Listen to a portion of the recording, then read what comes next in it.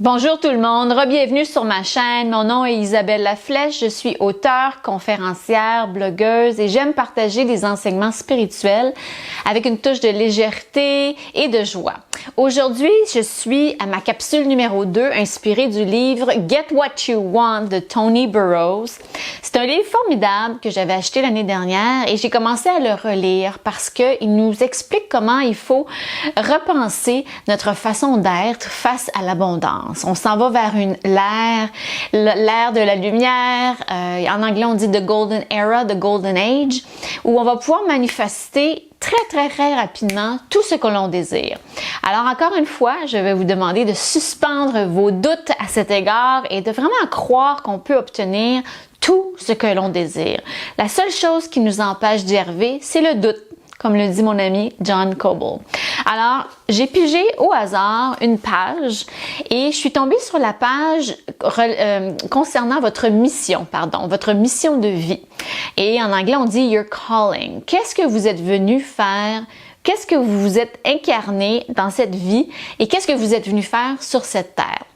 Dans ce paragraphe, on parle de soul arrangements. Alors, on dit que on a en fait contracté, on s'est engagé à travers un contrat spirituel. Notre âme s'est engagée à venir réaliser une mission très particulière dans cette vie-ci.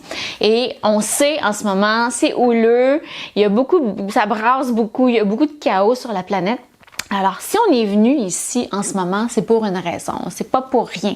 On n'est pas venu ici juste pour payer nos comptes et nos taxes. Alors, bien au contraire, on a tous une mission de vie et au fond de nous, on sait qu'est-ce qu'elle est. Mais souvent, on n'a pas le courage d'avancer sur notre chemin de vie parce qu'on a peur. On a peur aussi de ce que la société va penser de nous, de notre famille, peut-être nos collègues de travail, peu importe. On est un petit peu coincé là-dedans et ça nous empêche d'avancer vers notre véritable mission de vie. Et en fait, dans le livre, Tony Burrows dit que quand on était petit, quand on était enfant, on nous a demandé de faire attention à nos manières, d'être conscient de comment on agit face aux autres et pour être bien élevé. Mais souvent, quand on grandit, on perd un petit peu notre spontanéité d'être qui on est véritablement. Et c'est ce qu'il dit, c'est déplorable quand on nous demande d'être conforme à des exigences familiales ou de société, on perd notre authenticité et souvent ça nous empêche de devenir et d'être et de vibrer qui nous sommes véritablement. Alors dans ce livre, il dit qu'il faut se souvenir qu'on peut tout avoir. On peut être soi-même et vivre dans l'abondance également. C'est pas un ou l'autre. Et c'est quelque chose dans ma vie que j'ai dû combattre, si on veut, ou réaliser. Parce que moi, je pensais qu'être artiste, ça causerait beaucoup de souffrance et ça a causé des restrictions dans mon mental et dans ma vie. Et c'est tout le contraire. On peut avoir tout ce qu'on désire, qu'on soit artiste, qu'on soit dans n'importe quel milieu, on peut réussir et être joyeux, travailler dans le plaisir et attirer beaucoup de choses, incluant de l'argent.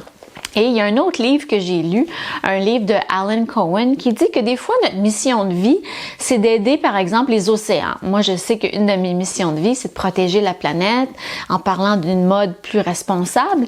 Donc, il dit que si notre mission de vie, c'est d'aider les océans ou les mammifères marins, mais peut-être que l'argent qu'on va gagner va venir d'une autre source.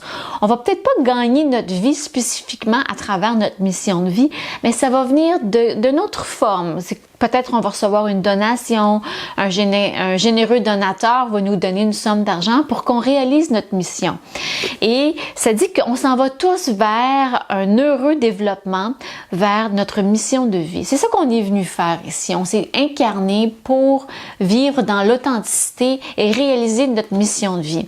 Alors, l'enseignement pour aujourd'hui, c'est de lâcher la peur, la crainte que si vous réalisez ou si vous changez de direction, vous changez d'emploi, vous changez complètement de milieu, que vous gagnerez pas bien votre vie. C'est une fausse perception de la réalité, c'est pas le cas et peut-être que votre source de revenus va venir de l'extérieur, d'une autre source, d'un donateur, d'une association.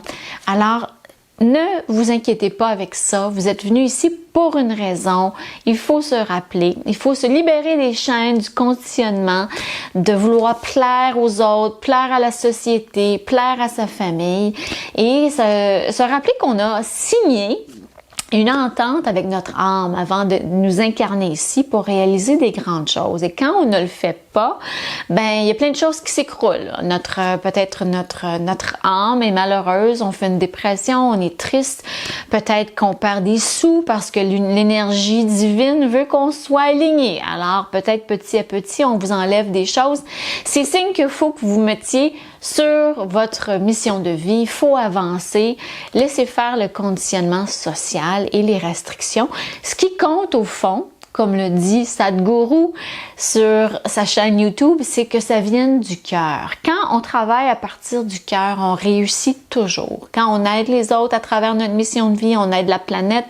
Ce qu'on fait vient vraiment du cœur, premièrement, on travaille plus fort, on regarde pas les heures, on s'applique beaucoup plus et on regarde pas l'énergie qu'on met dans ça parce qu'on est passionné de notre mission de vie. Alors voilà pour cette capsule inspirée de Tony Burrows. J'espère que ça vous parle, j'espère que vous appréciez ça. Merci beaucoup de vous abonner à ma chaîne et de me suivre dans cette aventure. Merci beaucoup et à demain.